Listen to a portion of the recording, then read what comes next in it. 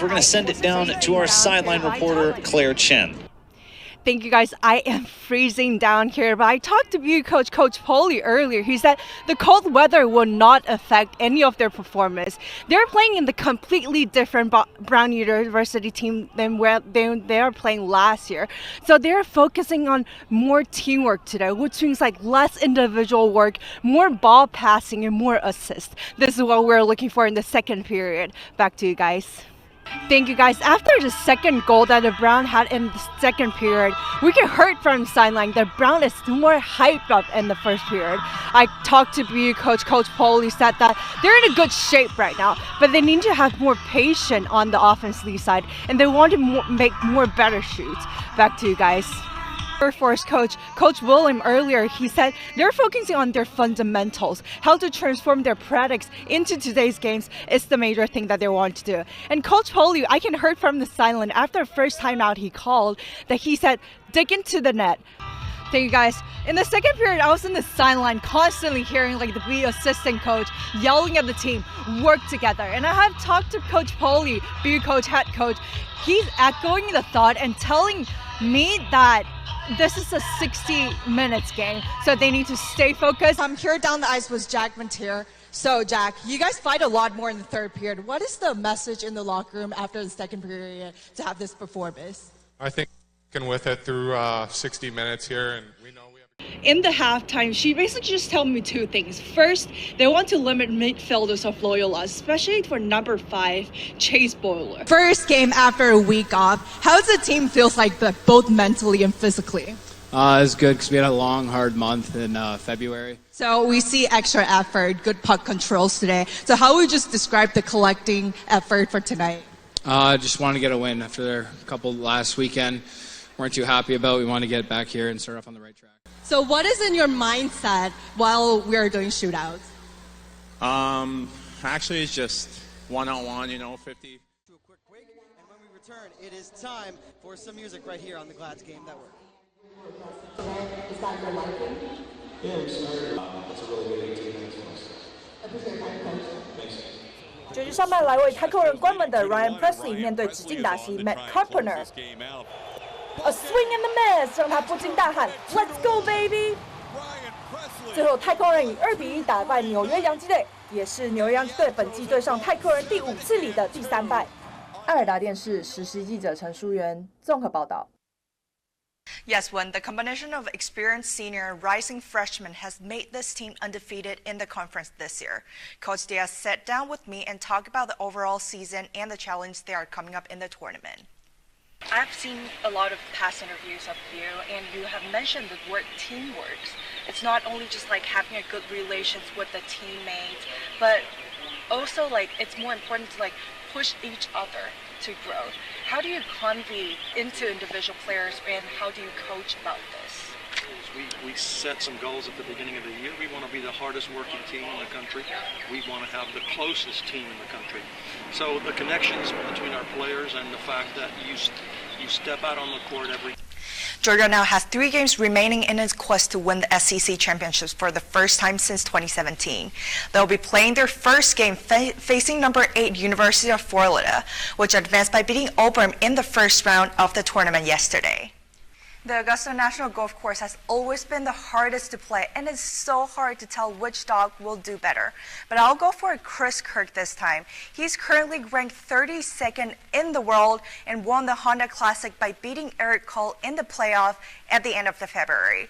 Kirk also finished in top 10 at the last tournament before the Masters, so this shows that he has been playing pretty well lately. And yesterday they just finished the first round. He's 2 under, ranked number 15, which is the best of the 8 Bulldogs.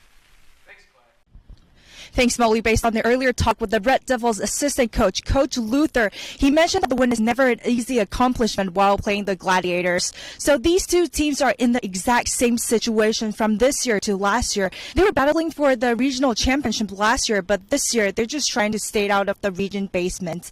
The Red Devils this season, they're struggling on their consistency of defense and offense after they lost the best senior, Chris Dober, who was the regional player of the year, 576 points allowed this season, but they still have 4 more games to go.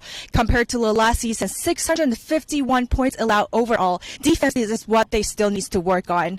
Looking at today's games, the Red Devils need to limit the Gladiators' quality looks and continue to play as a team in order to have a chance to win the game tonight. Thanks, Go. Every golfer wants to play on the green at Augusta National. UJ golfer Jenny Bay has not only done it once, but is now preparing to do it again. She has received her second invite in 2 years. I spoke with Jenny and her coach about how she's preparing about the tournament.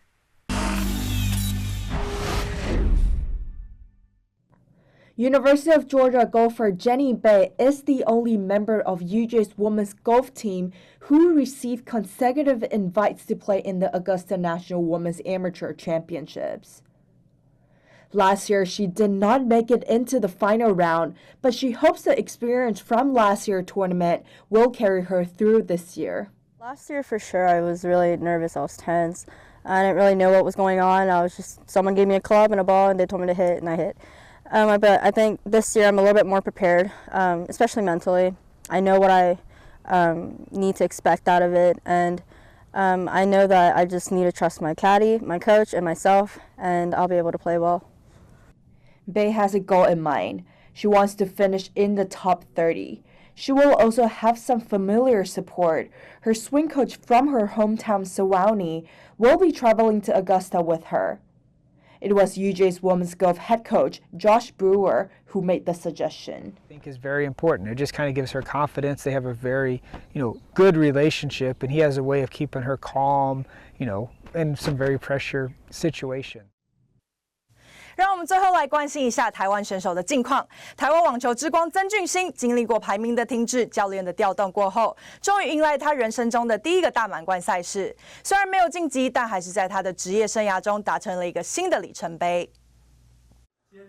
刚打完温布顿网球公开赛，世界排名来到86名的20岁台湾网球好手曾峻欣，在经历这对他来说不凡的1年后，回到台湾和大家分享自己的心境与经历。因为其实这一次在参加温布顿之前，我主要是把自己的重心放在红土上面比较多，所以比较少时间去适应草地的比赛，然后所以造成在一开始比赛的时候对场地还没有那么的适应，然后对手在发球上面也给我很大的压力。今年在法网初登场就打满5盘的他，最后因为体力上的分配比较没有经验而落败。之后在温网也不敌英国本地选手，被直落3，没能夺下生涯中大满贯的首胜。其实这是我第一场5盘的比赛，然后就是因为之前我从来没有参加过这么大的赛事，然后所以在过程当中，尤其是在体能上面必须做很多的调整，然后不过在去年与前球后 Angelique Kerber 的教练合作后，不只让他更了解自己，也让他原本游走在280名的排名一下子冲到了前8。合作之后，我在不管是底线的收球能力，还是一些打法上面，对自己变得更了解，然后也更有自信。经过法网和温网的洗礼后，曾峻欣也慢慢适应了大赛的形式。接下来在23日，他也将前往美国准备一连串的比赛，目的是为了今年最后一场的大满贯美国网球公开赛来做调整。曾峻欣也期许自己能打进到第3轮，把之前不足的都改正，好好发挥。出国，然后之后就会先从墨西哥的巡回赛开始，然后准备接下来一系列的美网的比赛。对。最后，曾峻欣也对有兴趣成为网球运动员的小朋友们说，在努力和自律的同时，也要享受过程。希望我们的网球新秀曾峻欣在未来的比赛和职业生涯中能突破自己，实现梦想。以上就是今天的体坛最前线，感谢您的收看，我是陈淑燕 Claire， 我们下次再会，拜拜。